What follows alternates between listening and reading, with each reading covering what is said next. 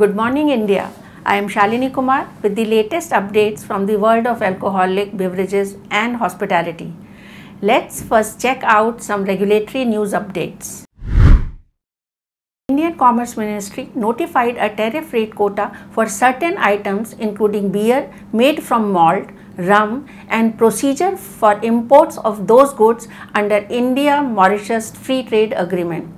The India-Mauritius Comprehensive Economic Cooperation and Partnership Agreement, a kind of free trade pact, came into effect from April 2021. The pact covers 310 export items for India, including food and beverages, agricultural products, and many more.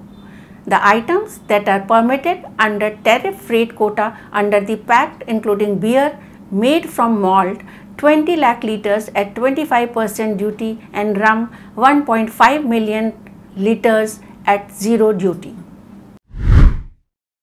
Ladakh's administration has released its first excise policy after Ladakh has been designated as an UT.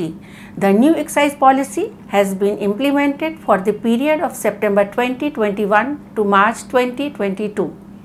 Under the new excise policy, licenses related to the production and sale of liquor are to be issued in 6 categories from Type A to Type F. Among them, only the residents of Ladakh will get the licenses to serve liquor under category A and B. There will also be different annual license fees for different types of licenses, with 6 lakh rupees as the maximum fee for Type F license for bottling plants, breweries and distilleries. From 17th November, the new licenses for retail sale of liquor by private vendors will come into operation in Delhi.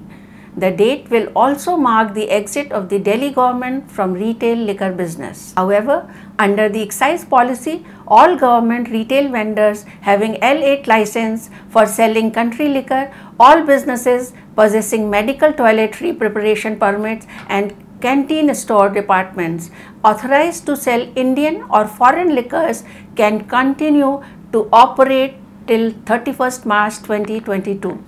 The same extension is permitted to individuals possessing L30 license, which is required to stock liquor at home in excess of the permissible limit. Delhi government has also said that all hotel and bar licenses for serving all liquors on the premises will continue to operate beyond 30th September till 16th November 2021.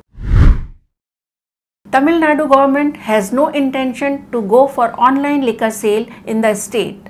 This was voiced by Senthil Balaji, the Minister of Electricity and Prohibition and Excise in the government of Tamil Nadu.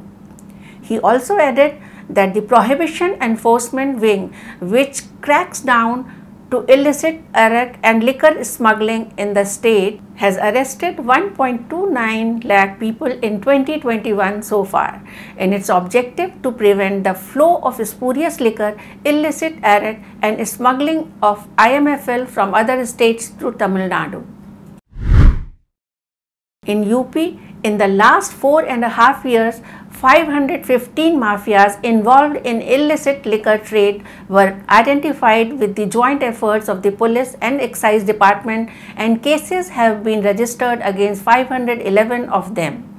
According to Sanjay R. Bhusareddy, Additional Chief Secretary Excise, 493 such mafias have been arrested, properties to 30 cases were confiscated and attached. In 72 cases, alleged mafias were booked under the applicable act in the state. During the tenure of 4.5 years of current ruling suspension in the state, many stringent steps have been taken by the government for the prevention of illicit liquor. By adding Section 16A in the Excise Act, the government made a provision for punishment up to life imprisonment against the person found involved in such illegal activities. Stringent actions were taken under the IPC Gangster Act and Gunda against the criminals involved in the activities of illicit liquor. Confiscation and attachment proceedings against their properties have been done. Taking a serious stand against the huge tragedy and loss of state revenue, the government is tightening the noose around the illegal liquor traders. A specialized agency of the Special Enforcement Bureau has been constituted by the Andhra Pradesh government to prevent illegal transportation of liquor in the state. According to the Andhra Pradesh government, earlier there were 350 personnel to look after the enforcement in the Excise Department of Andhra Pradesh, and now the Special Enforcement Bureau has nearly 5,000 personnel. A notification issued by the Uttar Pradesh government has declared 22 wards under the jurisdiction of the Mathura Vrindavan Municipal Corporation as Pavitra Tirth Sthal or pious place of pilgrimage, where the sale of alcohol and non-vegetarian food will be banned. The move came 10 days after the Uttar Pradesh CM Yogi Adityanath directed the Mathura district administration to work on banning meat and liquor near the 7 Hindu pilgrimage sites in Mathura. He said it was the wish of the local people. He also said that those engaged in liquor and meat businesses near these pilgrimage sites would be rehabilitated. A new slogan which says consumption of alcohol is injurious to health, be safe, don't drink and drive, will replace the slogan drinking liquor will ruin the family, drinking liquor is injurious to health from TASMAC signboards. Recently, in this regard, the amendment to the Tamil Nadu Liquor Rules 1981 has been brought in. The Tamil Nadu government has also announced an allocation of 4 crore rupees for awareness campaigns against drunk driving in the state. Producers in the spirit sector have joined forces with advertising and public relation agencies to establish the first industry-wide standards for the responsible influencer marketing of alcohol. The 12 alcohol companies that form the International Alliance for Responsible Drinking, including Diageo, Beam Suntory, William Grant, Bacardi, Brown-Forman and Pernod Ricard, have teamed up with 13 leading marketing firms to launch the initiative. They have pledged to conduct diligence on the influencers they partner with, to use age affirmation technology where possible, and to advocate for a better understanding of responsible drinking. In addition to the pledge, the companies involved have created a set of safeguards that apply to influencers working with alcohol brands and a set of tools and videos to guide the content creation of brands and influencers. Let's see what the other headlines of the week are. In a move that is worth following by other companies, Carlsberg Group's The Fedexofest brewery in Switzerland is now delivering to customers in the country through a fleet of 20 new 26-ton electric trucks, the world's first mass-produced electric trucks from Renault. This is the latest step towards achieving the company's science-based targets to cut emissions across the value chain as part of Carlsberg Group's sustainability program Together Towards Zero. The trucks are powered with renewable energy, and already there are 5 photovoltaic systems to provide solar power to charge the trucks. Here is interesting news coming from Greece. Winemakers in northern Greece are submerging hundreds of bottles of their wines into the depth of a local river. Around 22 winemakers from the region are using the Araptsa river as a water cellar and have begun aging their wines in the cool running water. The wine bottles are placed 12 meters inside the river water with the aim to keep them there for at least 12 years. Tests are to be done on an annual basis to check how the process evolves, pointing out that it is part of a trend in the past few years by winemakers to test the benefits of a deep soak on the wine aging process, highlighting that scientists say that 1 year underwater is equivalent to 3 years in a cellar. Winemakers from across the world are now testing out this new frontier in wine production, which has been dubbed Aqua, a play on the term terroir wine aging inside the water is attracting winemakers to yield more fruits from the competitive wine market and enrich the characteristics of their wines. Moving on to stories from the hospitality sector, there are some good and not so good news from different parts of the country. Although there are some signs of recovery seen with the opening of new properties, many hotels are still reeling under heavy debts and facing closure. Fairfield by Marriott, part of Marriott Bonvoy's portfolio of 30 extraordinary brands, unveiled the opening of Fairfield by Marriott Goa Benaulim. This is marking the brand's second opening in Goa. Located within walking distance from the Benaulim beach, the 144-room new hotel is set to welcome guests with the brand's signature warm service, friendly hospitality and effortless experiences.